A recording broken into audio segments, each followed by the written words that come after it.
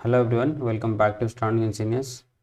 जैसे कि आप सभी जानते हैं, एसएससी जेई का जो नोटिफिकेशन है वो आ गया है और इसका जो एग्ज़ाम होना है वो नवंबर में होना है। बेसिकली इस वीडियो में बताऊंगा कि आप एग्ज़ाम की तैयारी कैसे कर सकते हैं। ये जो 4 मंथ बचा हुआ इसको आप मैक्सिमाइज कैसे कर सकते हैं ताकि अदर कैंडिडेट्स के कंपैरिजन में आपको कुछ बेनिफिट मिले और दूसरे कैंडिडेट के ओवर में कुछ एज मिले, so that you will be far ahead in the competition. And this is me Pintu Mehta. I've done BTech from BIT Sindri, M.Tech from IIT Patna और मैंने मल्टीपल टाइम गेट क्वालिफाई किया है। 2 time मेरा final SSC JE selection हुआ है।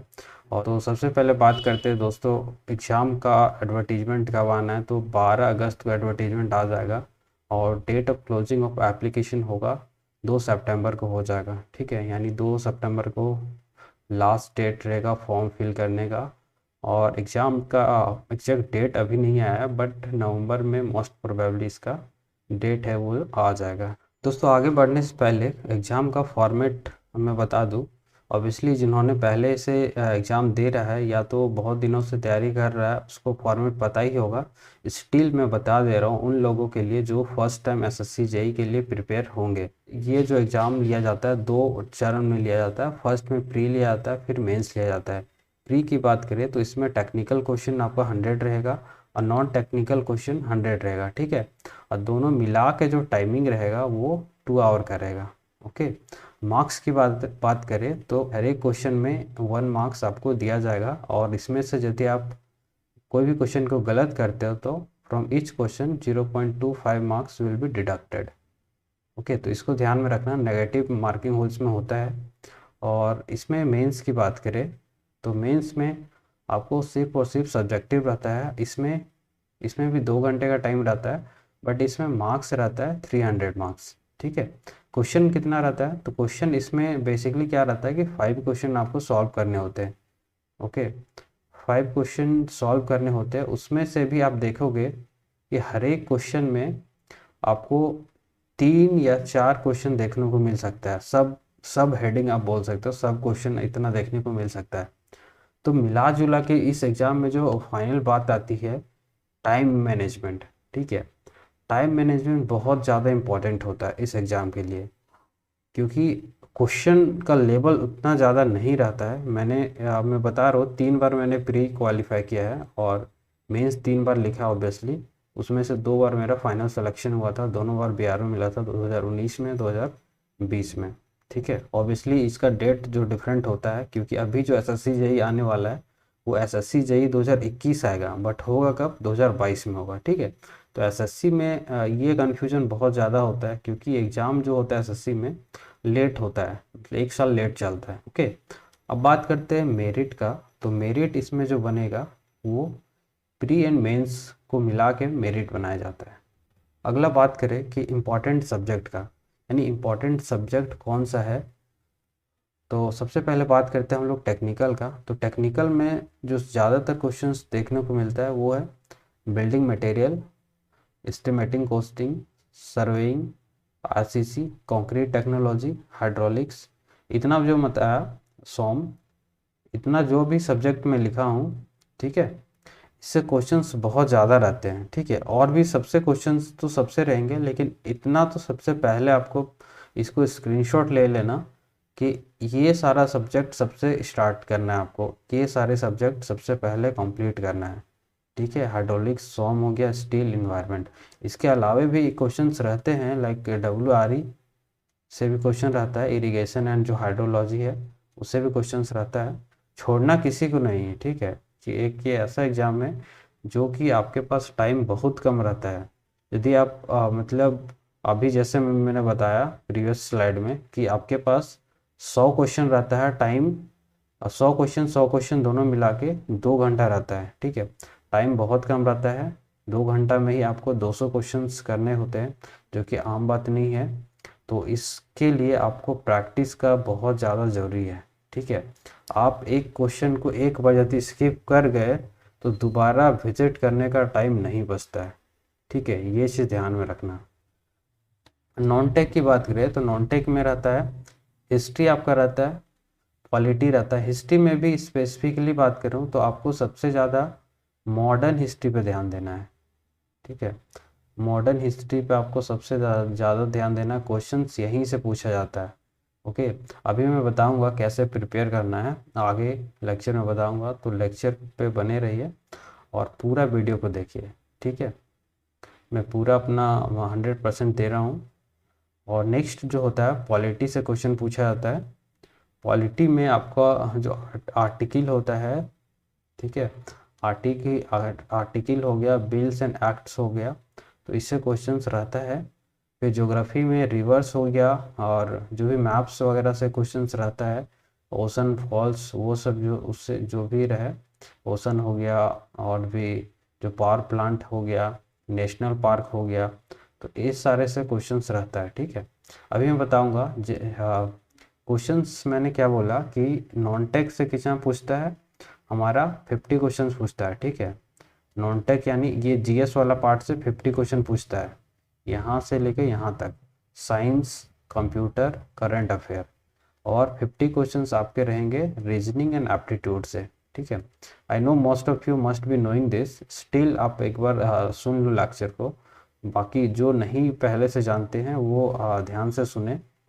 Science में आपका रहेगा कुछ क्वेश्चंस रहेगा फिजिक्स से, फिर केमिस्ट्री से रहेगा, एंड फिर बायोलॉजी से रहेगा। ठीक है, ये फिजिक्स एंड केमिस्ट्री वाले क्वेश्चंस बहुत इजी रहते हैं, और बायोलॉजी वाले थोड़ा टफ रहते हैं, तो इसको ध्यान से टिक करना, क्योंकि नेगेटिव मार्किंग है 0.25 मार्क्स। ठीक है, कंप्यूटर के 1-2 क्वेश्चंस आपको देखने को मिल सकता है, और फिर करंट अफेयर आता है। तो करंट अफेयर के आपको जो भी तैयारी करना है, किससे करना है, तो आप यूट्यूब का वीडियोस देख सकते हैं, जो भी मंथली करंट अफेयर आता है, क्योंकि ज़्यादा टाइम वेस्ट नहीं करना है इसमें, और टेक्निकल सब्जेक्ट ऑलरेडी हमारे पास बहुत है, और उसको प्रिपेयर करने के लिए भी टाइम चाहिए। ठीक है, practice is the key. Next है रीजनिंग एंड एप्टीट्यूड, तो रीजनिंग एंड एप्टीट्यूड मिला के आपका 50 क्वेश्चन रहता है। ठीक है, बाकी टाइम मैनेजमेंट में आगे अभी आएंगे, बात करेंगे, अभी सब्जेक्ट जान लो कि ये पूछा जाता है। ठीक है, तो 50 क्वेश्चन हो गए जीके जीएस से, 50 हो गए एप्टी एंड रीजनिंग से, अब बाकी 100 क्वेश्चन हो गया आपका टेक्निकल से। ठीक है, अब आगे बात करते हैं बुक्स एंड मटेरियल्स।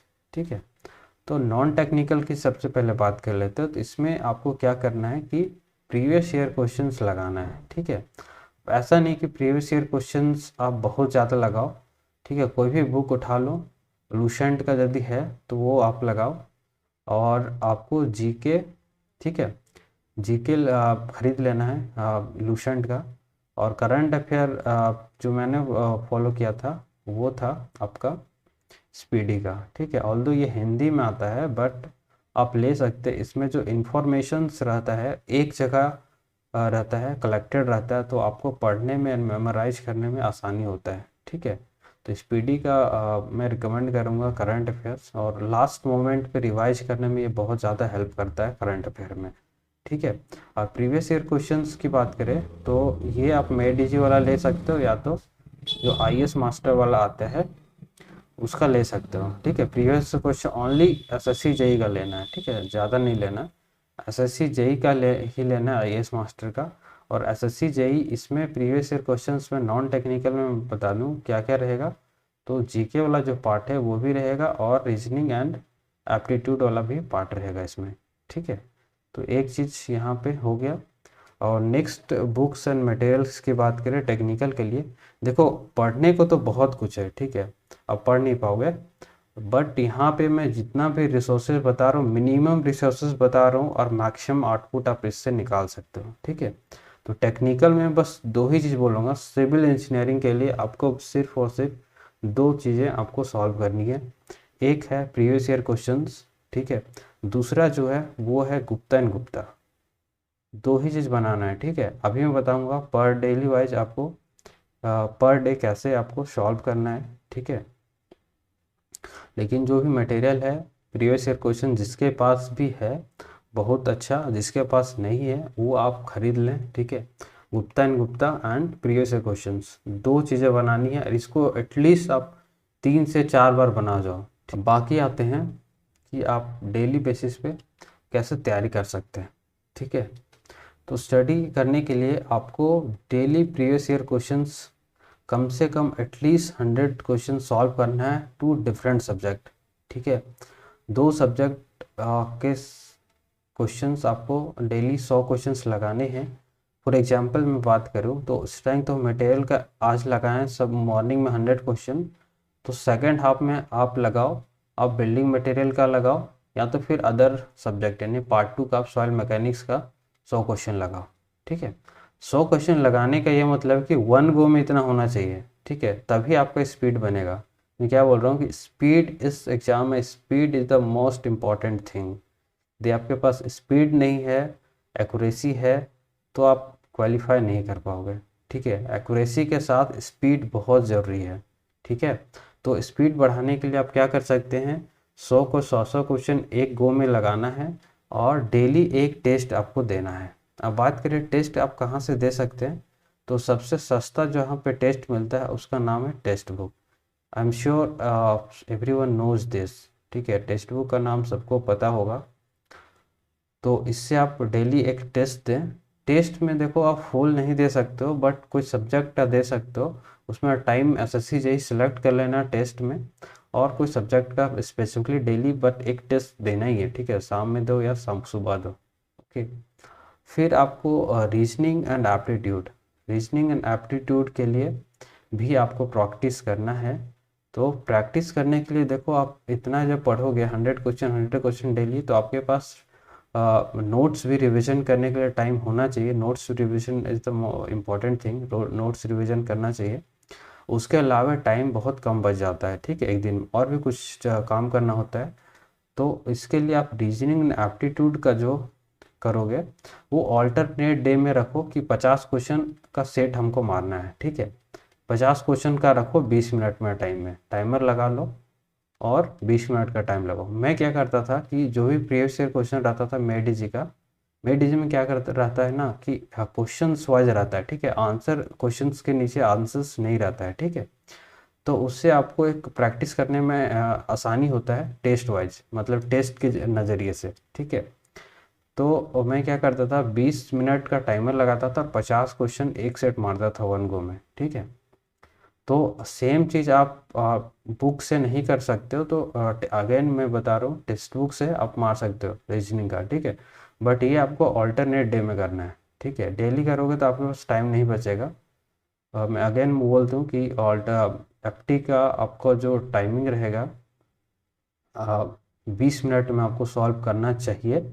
ऑब्वियसली आप जो टाइमिंग रहेगा 2 आवर तो पूरा मिला के रहता है, बट आपको 50 क्वेश्चन 20 मिनट में सॉल्व करने का प्रैक्टिस करना चाहिए, ठीक है, तभी आप स्पीड गेन कर पाओगे। और लेवल की बात करें रीजनिंग एप्टीट्यूड का, तो लेवल में ज़्यादा टफ पहले नहीं रहता था, बट 2020 से ऐसा देखा जा रहा है कि इसमें लेवल में थोड़ा सा अपवर्ड मूवमेंट हुआ है, ठीक है, थोड़ा सा लेवल बढ़ा है। तो आसानी ये नहीं होगा, एप्टीट्यूड एंड रीजनिंग भी आपको पढ़ना पड़ेगा, ठीक है।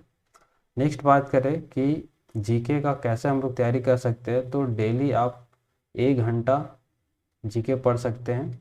1 घंटा नहीं भी पढ़ पाओ तो एटलीस्ट आप हाफ एन आवर 30 मिनट ज़रूर पढ़ो, और 50 मिनट करंट अफेयर, ठीक है। करंट अफेयर में मैंने बोला कि इसे पढ़ना है, स्पीडी से आप करंट अफेयर पढ़ सकते हो, या फिर स्पीडी से पढ़ने में थोड़ा तकलीफ़ हो रही है यदि आपको, तो आप क्या कर सकते हो, यूट्यूब का जो वीडियोस है वो आप देख सकते हैं, ठीक है। उसके लिए बहुत सारा चैनल यूट्यूब में अवेलेबल है।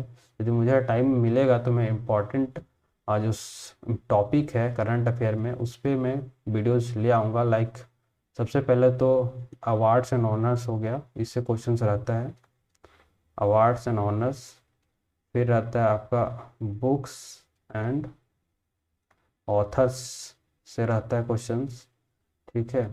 बाकी हु इज़ हु यानी जो न्यू अपॉइंटमेंट है उससे क्वेश्चंस रहता है। स्पोर्ट्स से क्वेश्चंस रहता है, ठीक है, स्पोर्ट्स में कौन क्या जीता। फिर अवार्ड में बता दिया, अवार्ड्स एंड ऑनर्स से रहता है।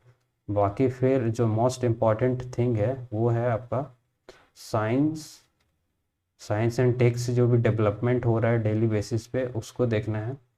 फिर आपका डिफेंस से रिलेटेड जो भी है उससे रहता है क्वेश्चंस, डिफेंस रिलेटेड जो भी डेवलपमेंट हो रहा है इंडिया में उससे रहता है। और फिर एक और चीज़ जिससे रहता है वो है रैंकिंग से, ठीक है, कि इंडिया में क्या क्या रैंकिंग हुआ। और इसके अलावे आप यदि देखें तो स्पीडी में ये सारे चीज़ें दिया रहता है टॉपिक वाइज। और इसके अलावे करंट अफेयर की बात करें तो उससे आपको पूछ सकता है बुक्स एंड ऑथर हो गया, फिर आपका जो सर्वे होता है फॉरेस्ट सर्वे ऑफ इंडिया के द्वारा फॉरेस्ट के बारे में क्वेश्चन रहता है, और फिर मिनरल्स यानी इंडिया में डिफरेंट डिफरेंट स्टेट्स किस किस मिनरल्स सबसे ज़्यादा पाया जाता है, ठीक है। तो ये सारे क्वेश्चंस पूछा जाता है करंट अफेयर में, तो ये भी इम्पॉर्टेंट है। देखो 50 क्वेश्चन इससे रहता है ना, 50 में यदि आप 20 भी ले आते हो ये बहुत अच्छा माना जाता है, कि 50 में 20 भी ले आते हो बहुत अच्छा माना जाता है, ठीक है। यदि आप क्योंकि ज़्यादा टाइम आप नहीं दे सकते उसको, आप यदि सोचो कि एसएससी सीजीएल की जैसा हम पर तैयारी करें तो वो उतना नहीं हो पाता है, ठीक है, क्योंकि आपका जो टेक्निकल सब्जेक्ट है उस पर ज़्यादा फोकस करना है, वही आपको स्कोर दिलाता है, ठीक है। और आपको 100 में से कम 70 प्लस स्कोर करना ही करना है, ठीक है, टेक्निकल में। और उतना कर सकते हैं आप, कोई भी डिफ़िकल्ट चीज़ नहीं है, ओके। तो आई होप इससे related most of the doubts have been cleared. और जो भी इसके अलावे भी कुछ डाउट आपका बच जा रहा है तो आप हमारा टेलीग्राम ग्रुप ज्वाइन कर सकते हैं, जिसका मैं लिंक दे दूंगा डिस्क्रिप्शन पे, और वहाँ पे आप डाउट पूछ सकते हैं हमसे, ठीक है। until then, bye and thanks for watching.